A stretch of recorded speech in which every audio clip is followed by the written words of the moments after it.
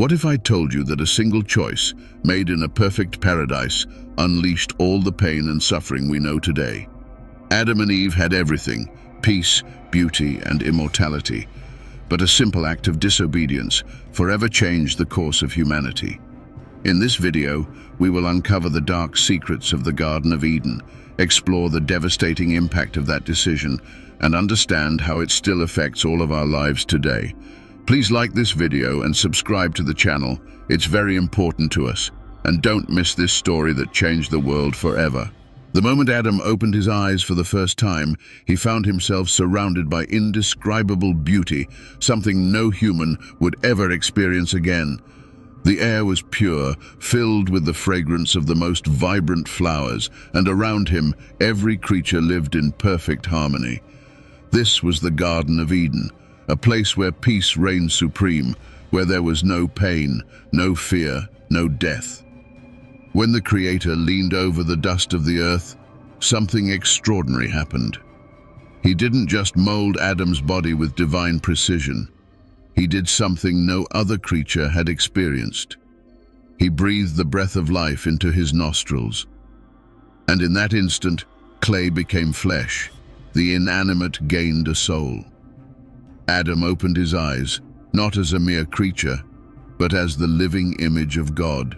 That breath, filled with mystery and power, made Adam more than a living being. It made him an extension of the Creator himself on earth. In his eyes shone the reflection of eternity. In his heart pulsed the unfailing love that gave birth to all things. Adam's uniqueness was not only in his physical form, but in his essence, created in the likeness of the divine. He was the only one among all creations to bear the mark of the Creator within, a being with the capacity to think, feel, and choose, just like his God. And so, with the breath of life, Adam became the bridge between heaven and earth, the personification of divine intention. In his being was the promise of a humanity that would reflect the glory of God in every thought, in every gesture, in every choice.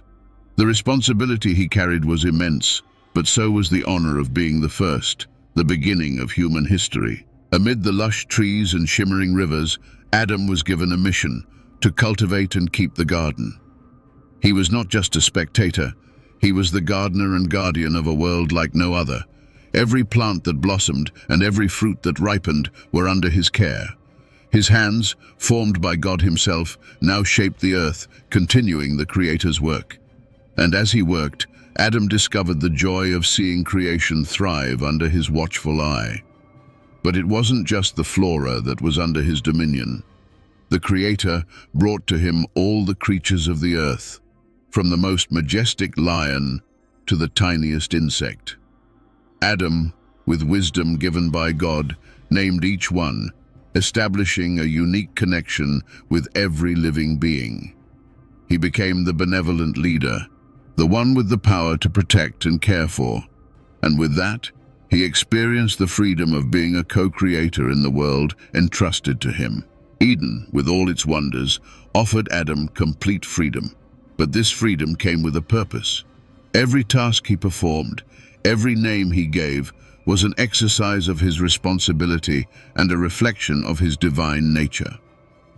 The Garden of Possibilities was not just a place of beauty, but a stage where Adam's choices began to define the path of his life and of the humanity that would follow. In the heart of Eden, where every leaf shimmered under the sunlight and the sound of water was like a sweet melody, Adam felt a growing emptiness. He had named all the animals, but realized that there was no one like him, no one with whom he could share his life. God, seeing this loneliness, decided that it was not good for man to be alone. Carefully, God caused Adam to fall into a deep sleep, and while he slept, he created new life from his rib. When Adam awoke and saw Eve for the first time, he felt an immediate and profound joy. She was a part of him, the perfect companion he didn't know he needed. "She is bone of my bones and flesh of my flesh," he said, his heart full of joy. Eve was not just someone to stand by Adam's side. She was his partner, his equal, created to walk alongside him. Together, they not only lived in Eden, but initiated the first human relationship, a pure and love-filled union. The love between them was as perfect as the garden around them. With the creation of Eve, God completed humanity. As Adam and Eve explored Eden, they discovered a tree that stood out among all the others. Its fruits were beautiful and alluring, but there was something different about it. It was the tree of the knowledge of good and evil, planted by God himself in the center of the garden. One day, God called Adam and Eve, and with a voice full of love and seriousness, gave them a clear instruction. You may eat from all the trees in the garden, but you must not eat from the fruit of this tree. For in the day that you eat of it, you shall surely die. These words weighed heavily on their hearts, but they understood the importance of obedience. The tree, with its tempting fruits, now represented more than just a plant in the garden. It became a symbol of choice and responsibility, a constant reminder of the freedom God had given Adam and Eve, but also of the consequences that would come with their decisions. Eden, which until then was a place of pure peace and harmony, now housed a test of faith and obedience. Adam and Eve continued to live in the garden, enjoying its beauty and the blessings that the Creator had given them. But the presence of the tree was always there, at the center of everything, as a silent test of trust and loyalty. The mere sight of that forbidden fruit evoked in them complex feelings, a mix of curiosity and fear, reminding them of the great responsibility they carried in their choices. Eden continued to flourish around them, but the fruit of that tree, untouched, symbolized the fine line between the blessed life they knew and a destiny they could not yet comprehend. The days in Eden continued to be bathed in an almost palpable tranquility, but at the heart of creation, something subtle began to change. Among the shadows of the trees, a cunning serpent approached Eve, its eyes reflecting a glint of malice disguised as innocence. With a soft and seductive voice, the serpent asked the first question that would echo throughout eternity. Did God really say that you must not eat from any tree in the garden? Eve, surprised by the creature's boldness, replied, "We may eat the fruit from the trees in the garden, but God did tell us not to eat the fruit from the tree in the middle of the garden, nor to touch it, or we will die." The serpent then leaned in a little closer, and in its whisper there was a tempting promise. "You will not surely die. God knows that in the day you eat of it, your eyes will be opened, and you will be like God, knowing good and evil." Those words sowed doubt in Eve's heart. The fruit, which had previously been merely a symbol of obedience, now seemed to carry a power she had never imagined. The temptation to know more, to be more, began to envelop her thoughts. Eve looked at the fruit with new eyes. It was beautiful, desirable, and the promise of wisdom was irresistible. Adam, standing beside her, felt the same rising tension. He knew what God had said, but the serpent's voice had planted a dangerous curiosity in his mind. Could it be that this fruit offered something beyond what they had imagined? The doubt, silent yet powerful, began to erode the certainty they had in the Creator's words. Eden, which had until then been a refuge of peace, now became the stage for an internal struggle. The serpent watched, satisfied, as the seeds of disobedience began to germinate in the hearts of the first humans. What was once a simple divine instruction now became a choice laden with consequences. The Garden of Eden, once a haven of serenity, was now cloaked in a silent unease. Standing before the tree of the knowledge of good and evil, Eve reached out, hesitant but driven by an irresistible curiosity. The fruit, which had once symbolized only obedience, now seemed to throb with promises of power and wisdom. With one last glance at Adam, who remained by her side, she made the decision that would change everything. As she bit into the fruit, Eve tasted sweetness, but there was something more, something she couldn't quite describe. Adam, watching her, saw in her eyes a mix of surprise and fear. Without words, he too took the fruit and ate, as if that act could answer the questions now hovering over their souls. But instead of answers, what they received was a weight they had never felt before. In an instant, the reality of Eden changed. What had once been innocence now transformed into consciousness. For the first time, they realized they were naked, and this revelation brought a shame they had never experienced. Trying to cover their vulnerabilities, they used fig leaves, as if they could hide from the Creator what they had done. The peace that once reigned in Adam and Eve's hearts now gave way to an overwhelming guilt. Every sound in the garden, which had once been a comfort, now seemed to accuse them. The fruit, which promised wisdom, brought the harsh reality of their actions. The weight of disobedience was not only in their minds, but in their spirits, like a shadow stretching across all of Eden. They knew something irreversible had happened. The paradise, once perfect, was now a place of fear and guilt. What had once been a life of perfect communion with God was now stained by the choice they had made. The world they knew was crumbling, and with it, the peace and innocence they once enjoyed. With the taste of the fruit still fresh in their memory, Adam and Eve felt the weight of what they had done. The sweet flavor that once seemed to promise power and understanding now left a bitter taste of guilt. The garments of leaves were a fragile symbol of their new reality. What had once been a life without fear was now marked by the desire to hide, to flee from the truth. The leaves that adorned their bodies could not erase the sense of vulnerability and the awareness that something fundamental had changed.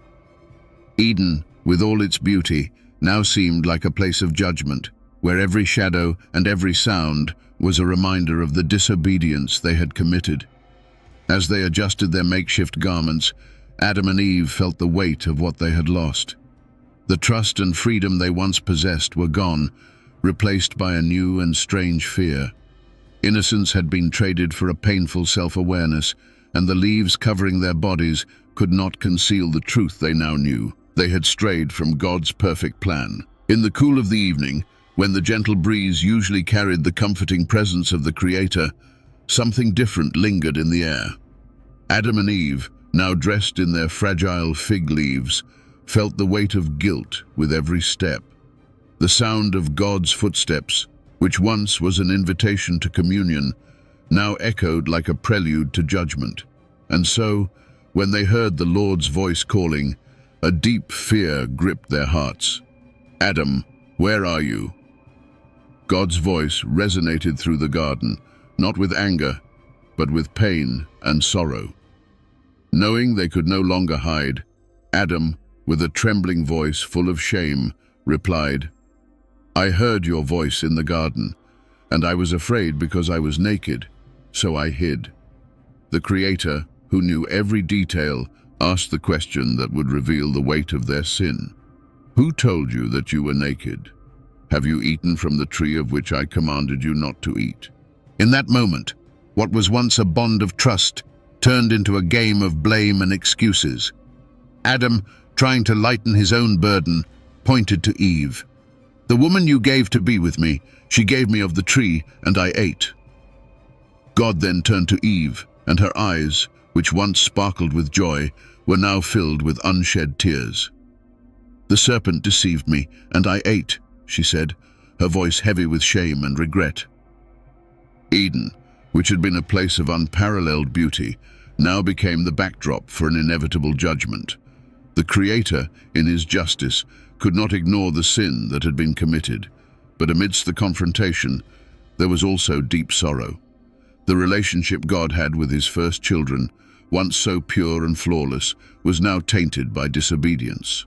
God pronounced the consequences for the serpent, for Eve, and for Adam, each word carrying the weight of what they had lost.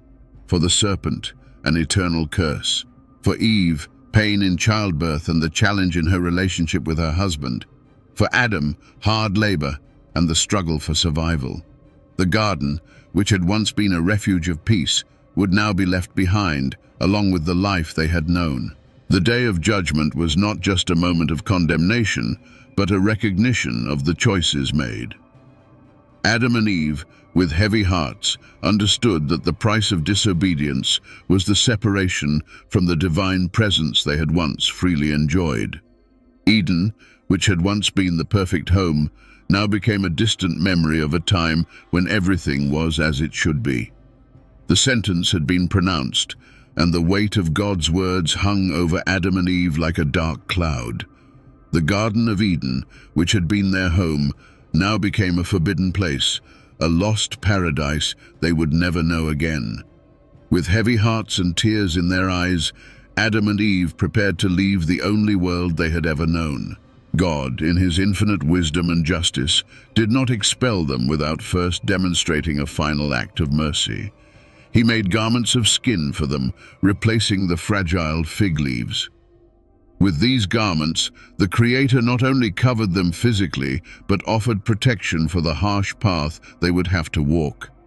It was a silent reminder that though they were expelled from Eden, they were still under the Creator's care. With heavy steps, Adam and Eve left the garden. Each step outside the gates of Eden felt harder than the last, as if the weight of guilt and loss made the very ground more resistant. The land that once offered its fruits effortlessly would now require hard labor. Adam felt in his hands the beginning of the toil that awaited him, while Eve contemplated the pain she would carry in her womb, the pain of childbirth and motherhood, which now became part of her new reality. As they looked back one last time, they saw that the way back to Eden was blocked by cherubim and a flaming sword, turning to guard the way to the tree of life. There was no return. What had been lost could not be regained. The garden, with all its beauty and perfection, was now only a painful memory, a distant echo of what life could have been. The world they were sent into was vast and unknown, full of challenges and trials. Hard work and suffering were now their constant companions, an inevitable consequence of their choices. Yet, deep within their hearts, there remained a small spark of hope, a reminder of the love God still had for them, even in punishment. Life outside of Eden would be difficult, marked by the sweat of their brows and tears, but it was also the beginning of a new journey, where humanity would begin to write its own story, carrying with it the lessons learned, the scars of the past, and the hope of a redemptive future. Outside the walls of Eden, Adam and Eve faced a world that seemed, at first glance, vast and endless, but also filled with challenges they had never imagined. The land, which in the garden had blossomed spontaneously, now required effort and dedication. Adam felt the weight of the hoe in his hands, as sweat dripped down his face while he struggled to tame the hard and resistant soil. Every seed planted was a reminder of the lost paradise, and every harvest, no matter how modest, bore the mark of their hard work. Eve, for her part, faced the challenges of motherhood in a world marked by pain. The birth of her children, which should have been a moment of pure joy, was also accompanied by the pain of childbirth, a constant reminder of the curse that now was part of her existence. Yet, as she held her babies in her arms, she felt a new form of hope emerging, a reminder that even outside of Eden, life continued, and love, despite everything, endured. The reality of mortality also imposed itself upon them. Time, which in the garden seemed unhurried, now advanced relentlessly. Adam and Eve began to notice the first signs of aging, wrinkles appearing on their skin, fatigue in their bodies. But as time passed and they faced the harshness of their new life, Adam and Eve also discovered a strength they had never known before. Adversity brought with it an unexpected resilience. They learned to build, to create, to care for their families, and to find joy in the small victories of daily life. The land, though stubborn, responded to their efforts, and the harvest, the fruit of their sweat, fed their families and sustained the new generation. As the years passed, Adam and Eve looked at their children and grandchildren, seeing reflections of themselves in them, and felt the weight of their decisions reverberating through the generations. What had begun with a choice in Eden now shaped the lives of every human being who came after them. The pain and suffering they knew so well were now an intrinsic part of human existence, but so too were the strength, perseverance, and capacity to love and create, even in the midst of adversity. The world, vast and wild, was a stage where their descendants continued to write the story of humanity. Every choice Adam and Eve made, every step outside of Eden, had an impact that extended far beyond their lives. They understood in time that their legacy was not only one of sin and pain, but also of learning and redemption.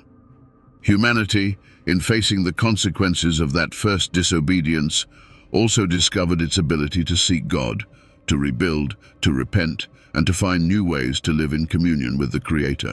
Adam, now in his later years, looked out at the horizon, remembering Eden, the taste of the forbidden fruit, and the many decades of toil and struggle that followed.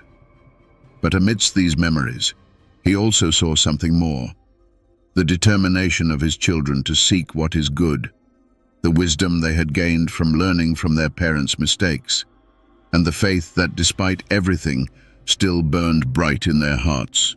This was the legacy he left behind, a legacy of responsibility, of understanding the consequences of our choices, and of the ability, even in a fallen world, to seek what is good and just. Adam and Eve showed us that despite our failures, there is always a way to turn back to God, to learn and grow. And it is in this ongoing process of fall and redemption that the true nature of humanity is revealed.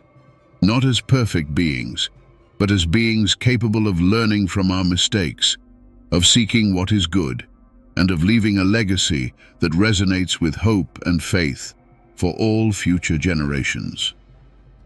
If you enjoyed Adam's story and want to continue following more incredible stories, don't forget to like this video and share it with your loved ones. And of course, subscribe to the channel so you don't miss any new content. Together, let's explore more powerful lessons from the Bible.